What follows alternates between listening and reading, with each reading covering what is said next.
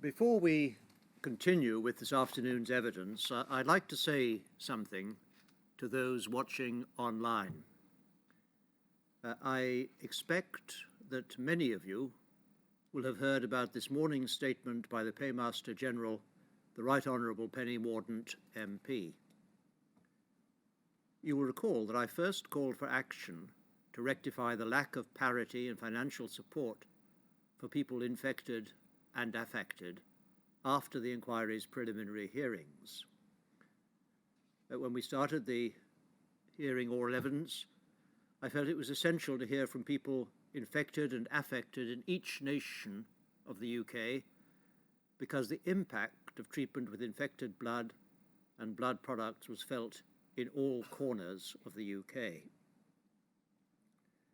Today, I really welcome the commitment to bring the 4 national schemes into broader parity, to help to alleviate what I've described as the grinding hardship to which far too many people have been condemned through no fault of their own.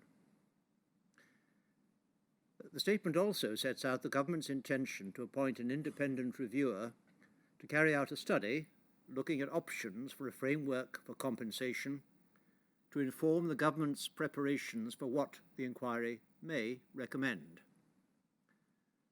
I want to reassure you that this is completely separate from the inquiry, that it does not affect the inquiry's terms of reference, and that we will continue in our investigative work to get to the truth of what happened and, where recommendations are appropriate, to make them. I look forward to the announcement of who the independent reviewer is to be and expect that many of you will take great interest in their work. I anticipate that the inquiry will want to hear from the reviewer once the proposals are published, and that all core participants, will have the opportunity to express their views to me on those proposals. In the meantime, as I said, our work continues. So that said, we turn back to hear this afternoon's evidence. Ms. Scott.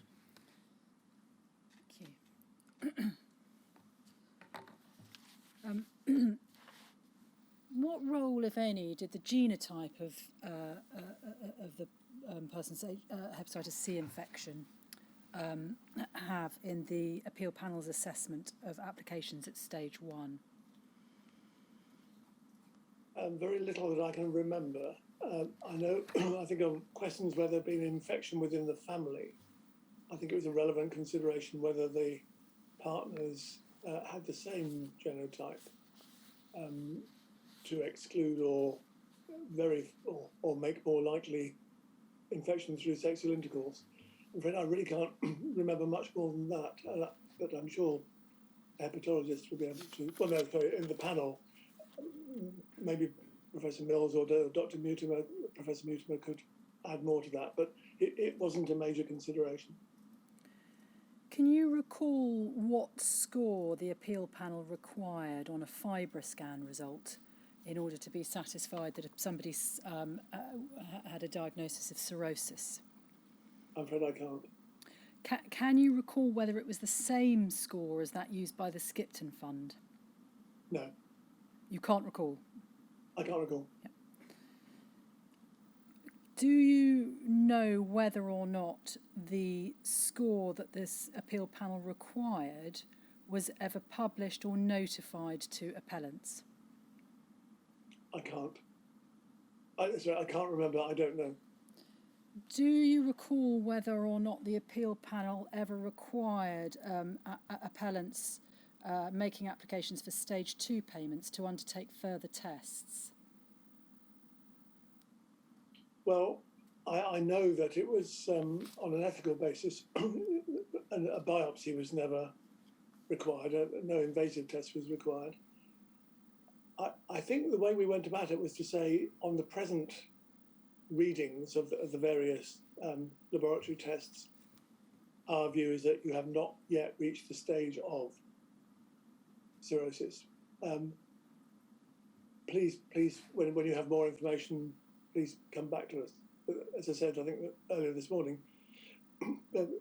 in effect, claims for cirrhosis were never rejected because, regrettably, I don't know whether it's in all cases or in the preponderance of cases, liver disease was progressive, and if you didn't have a diagnosis today of cirrhosis today, you might very well have one by later this year or next year. I'm afraid I'm just not expert in these matters. How much weight did the panel give to the treating clinician's diagnosis for stage 2 applications? Was that determinative? No, it wasn't determinative because as I say, we relied on objective markers. But in a sense, these weren't very concerning matters because we thought it was, I'm afraid, inevitable that progressive liver disease would end up with cirrhosis. So we were never saying no. We were saying come back when the disease seems to have progressed in order to surpass the scores that were conventionally accepted as evidence of fibrosis. I seem to remember there were, I think it was 4 or 5 stages, but I'm afraid my recollection of these things is very dim. It was scarcely an issue for the panel for the reason I say we were never rejecting people at stage 2. We were, unless there were some very odd cases where somebody said it was liver cancer and the preponderance of opinion was that it wasn't. But in terms of cirrhosis, it was a question of not yet rather than no. Going back to stage 1 applications, did the panel ever consider whether, and if so how, transfusion practices might vary locally? Well, yes, in the extent that we realised that there was no uniform criterion for transfusion. And of course, the practice changed over the years. So there were 2 variables, but unquantifiable. We didn't ask for evidence of the rate of transfusion incidence in North Shields. I don't think we could possibly have gone to that level of detail. Would you accept that evidence of local transfusion practice is likely to be a more accurate way of determining whether someone had had a blood transfusion, rather than the clinical plausibility test that the panel applied? Well, in theory, clearly yes, but you would need somebody who had surveyed all the data, and there's of course the problem of definition of a locality or a region. You would need a comprehensive survey in exactly what cases transfusions were probably given and probably not given. But even that, I mean, one fractured ankle or I can't think of another example, one disease, one category of disease, the severity depends in the individual. So it isn't if you could say East Anglia, broken leg equals transfusion. How did the panel get evidence of historic blood transfusion practice?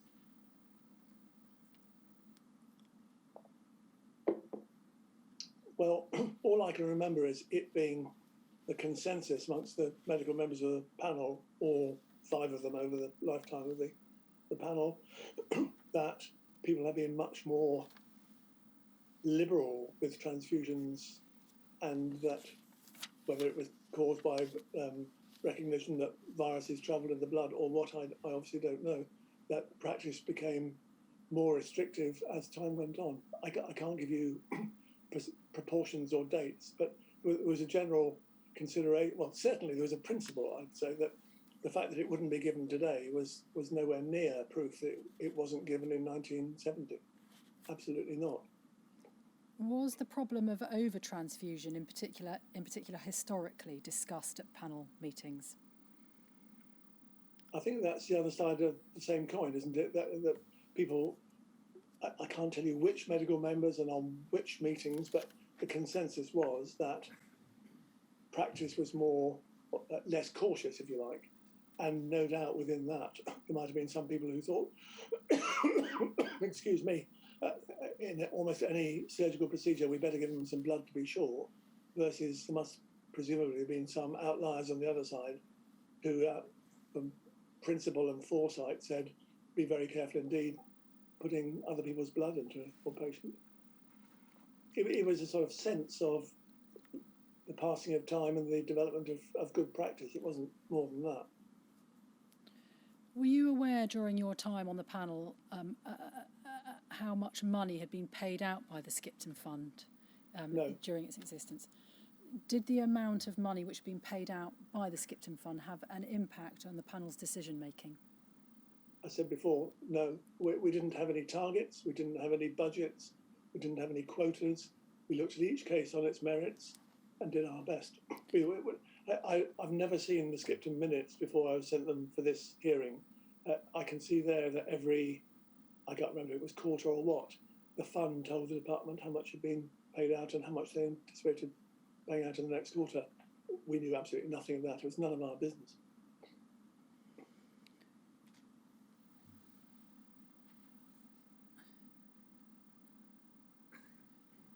I'm going to ask you some questions about the procedure now. Did the Skipton appeal panel try to reduce the amount of decisions coming through from the Skipton Fund by talking to the Skipton Fund about what they could learn from the appeal panel's decision making?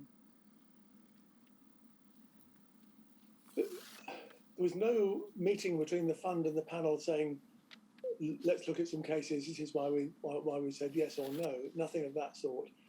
Presumably the the fund, and I don't know at what level, would have read the letters and said, oh, that's the way they're looking at it. It's clear from as I say, I've never seen them before, but from the board minutes that they were saying, well, the appeal panel can take into account things we can't.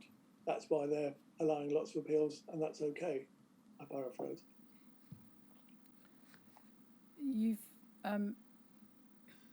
given evidence about, well, let me put it this way. Did you ever make representations to the Department of Health to make the procedure at the Skipton Fund more flexible?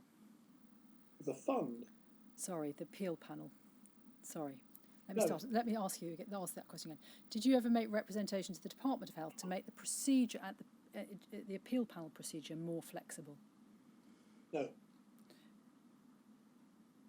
Why not? I think we all thought that the government, as a matter of government policy, decided that it was prepared to give ex gratia payments to people who had been probably infected by NHS blood or blood products according to certain criteria. And I don't think we thought it was our place to say, change the criteria. After all, we were, apart from the cases where there was I won't use the word fixed, but a pretty clear view, such as anti-D, IVDU to a lesser extent, people who were outside the dates of the scheme, people who got treatment abroad, the minor categories in your note about the Skipton Fund. The problem cases, as I keep saying, were the 300 cases where there wasn't evidence of a transfusion, not that it was too late or it was abroad or anything like that. And we dealt with those as best we could, and as I keep saying, we approved 60% of them. I suppose one could say we didn't think it was our place, but I don't know that we thought this is a discussion that we should be having. We're asked to adjudicate on the basis of what's in the agreement. We adjudicate. If the department or the fund, as the agent of the department, think too many are succeeding or too few are succeeding, or the burden of proving a transfusion without notes is too heavy, they could certainly have said so. I didn't think it was our place. I'll keep repeating, the burden of proof could have been, unless the Skipton Fund can disprove a transfusion, there'll be money. Unless there'll be an award if there's a reasonable possibility that the claimant was exposed to infected blood or blood products. Any of those were possible, but it wasn't what was set out. We looked at the guidance this morning that was sent out to the applicants, suggesting how they might go about finding their medical records. Yes. And one of the suggestions was that they get a letter confirming that there were no medical records. How did the production or the non-production of such a letter influence the decision-making process in cases where there was no supportive medical record? There were a lot of, the bundles we got from the appeal files we got from the Skipton Fund contained generally very little information. Quite a frequent member of those notes or of that appeal file was a statement from one or more NHS bodies saying, "I'm very sorry, in accordance with our policies, we destroyed your notes in 19X."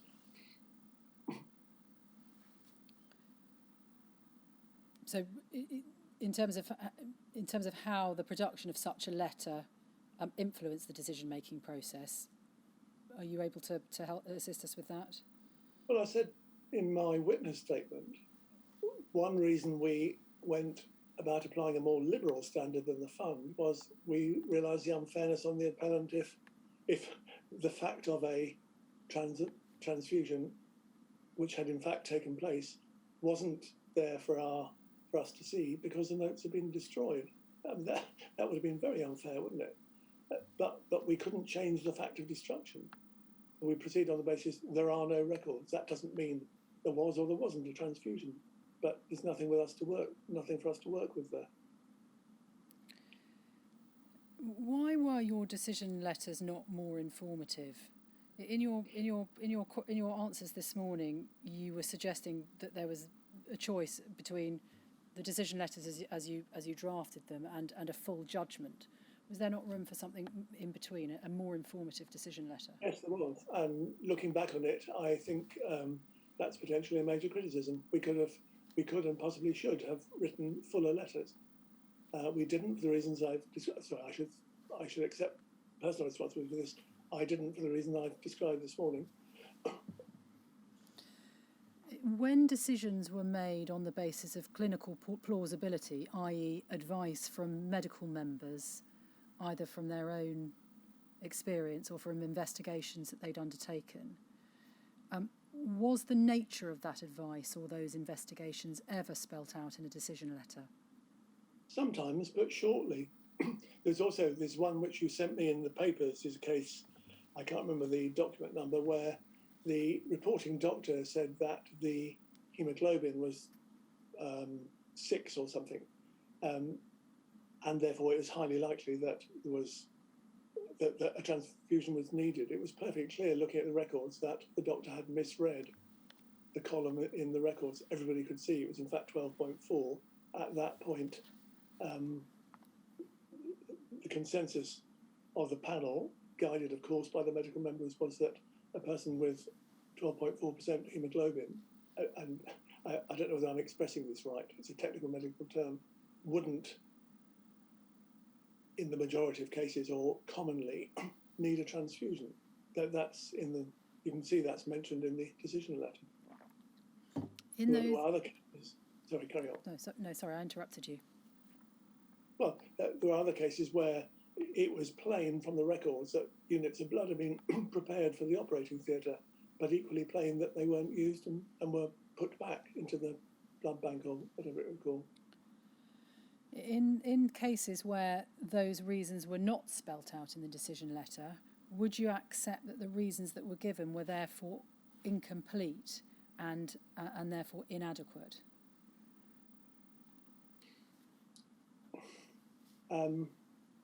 I would accept that they were incomplete and that they didn't detail the whole of the reasoning in most cases. And I suppose that there was a catch-all explaining that the criterion of clinical plausibility, I'm not saying I use those exact words, was borne out. So I accept that they were short letters and could have been fuller, of course I do. I'm going to ask you a couple of questions now about natural clearers. What sort of evidence could an appellant who was antibody positive but PCR negative provide to persuade the panel that they were in the rare category of those who cleared at the chronic phase? I'm afraid I'm not to answer that question. I haven't looked at any of these cases since 2017, and I wouldn't have been able to answer that question probably without prompting in 2017. I certainly can't now. Again, it's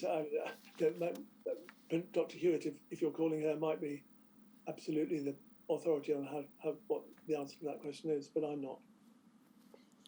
And the last question so far that I have from both myself and from call participants is, would the appellant, this is in relation to intravenous drug user case, would an appellant reporting that they had used a needle exchange be sufficient to satisfy the appeal panel that intravenous drug use was unlikely to be the route of transmission? I think you'd have to answer the question.